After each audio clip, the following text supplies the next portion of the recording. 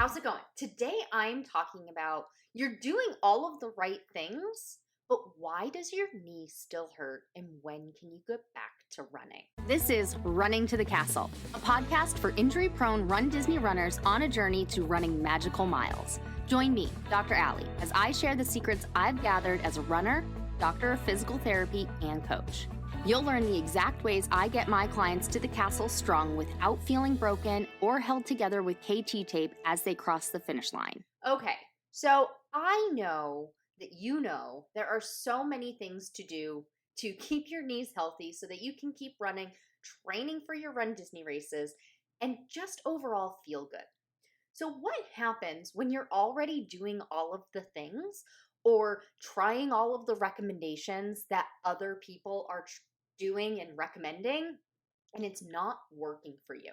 So there are a couple of things here, and I'll start off by saying that the general list of things I talk about as the stressed framework. So S+T R+E+S+D. There are 6 components of it.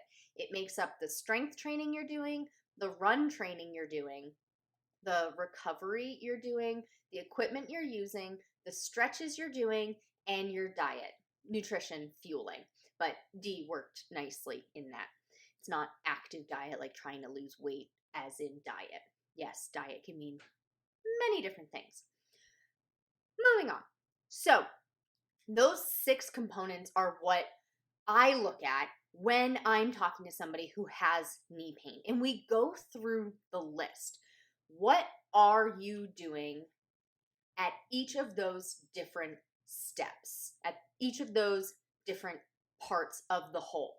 Because when you look at what somebody else is doing, that's one moment in time.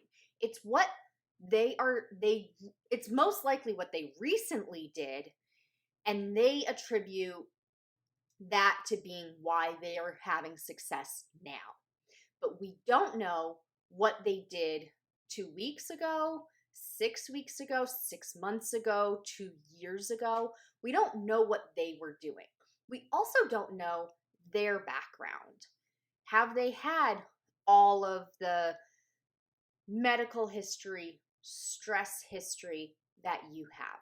Usually no, because most people are very unique in how their journey has gone.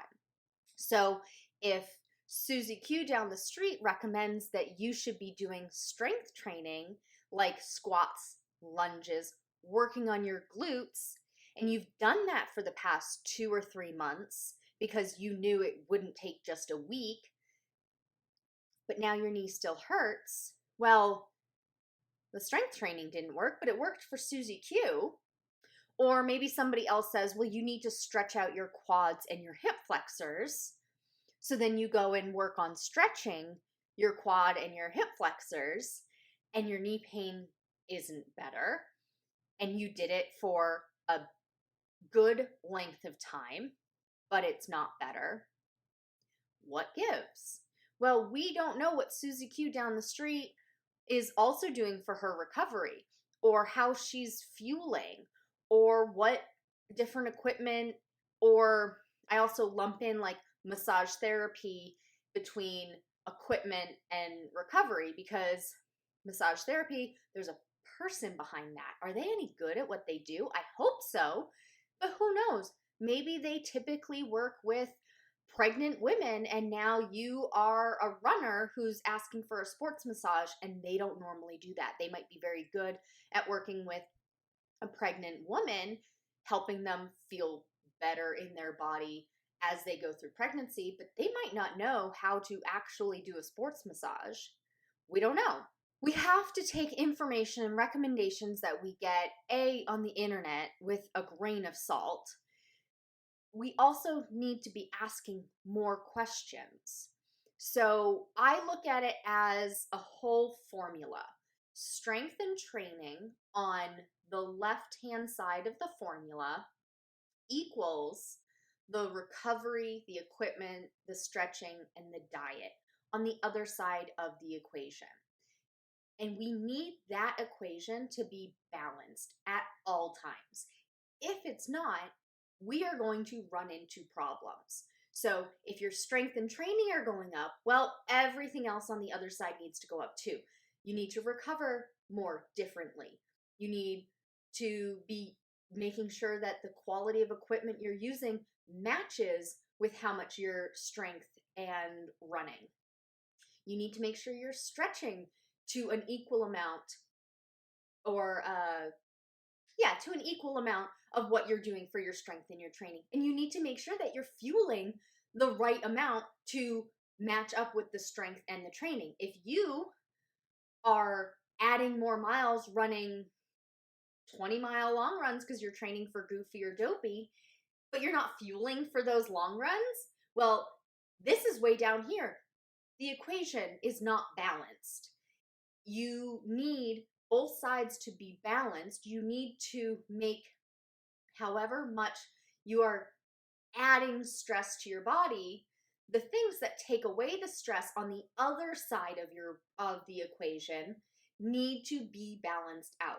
If you are going for a long run, then you need to be stretching more than if you went for a 1-mile run. So if you're running 10 miles, the amount you stretch for a 10-mile run is not equal to the amount you're stretching for between the 1-mile and the 10-mile run. They aren't the same. If you're running 10 miles, it needs to be longer. If you are, again, running that 10-mile run, then how much you use your foam roller or your massage gun is going to be more than how much you need to use it, if at all, for a 1-mile run. Or if you're adding in more strength training, either more time strength training, more repetition strength training, more weight strength training, going from laying down to standing or weight bearing, more weight training, then the amount of recovery you do, hot Epsom salt bath or a sports massage that you get is going to be more than if you were just doing, sideline leg lifts with no weight. Still a good exercise, but the amount of recovery that you need on your body doing that is not the same. So we want to look at all of these different aspects, and it's not going to be exactly the same for each it's not going to be exactly the same for each person. And so that's why when I'm working with somebody, we go through, well, what do you think you need more work on? And they tell me, and I take that information, and I also say, okay, that's great. We will definitely cover that. Let's also look at all of this because I want to make sure we are covering all of our bases. Whether we end up needing to talk about it or not, that information is very important because if somebody comes to me and says, well, I need more glute strengthening exercises because my knee hurts, well, what are you doing for recovery?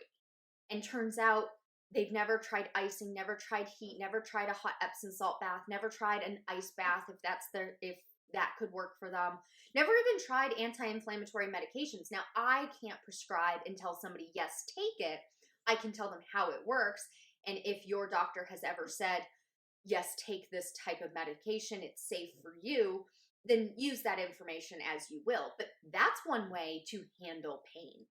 Strength training itself prevents pain from getting worse or coming on by better supporting your body, but it's not a pain relief technique in itself.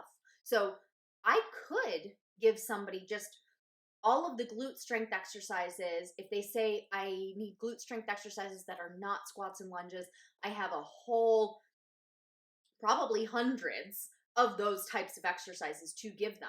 However, to get them their goal, if their goal is just diminished knee pain, they may just need to slap on a pack of ice for 20 minutes after every run or after every workout to get the effect, as opposed to find out 3 months later after doing all the glute strength exercises that didn't work.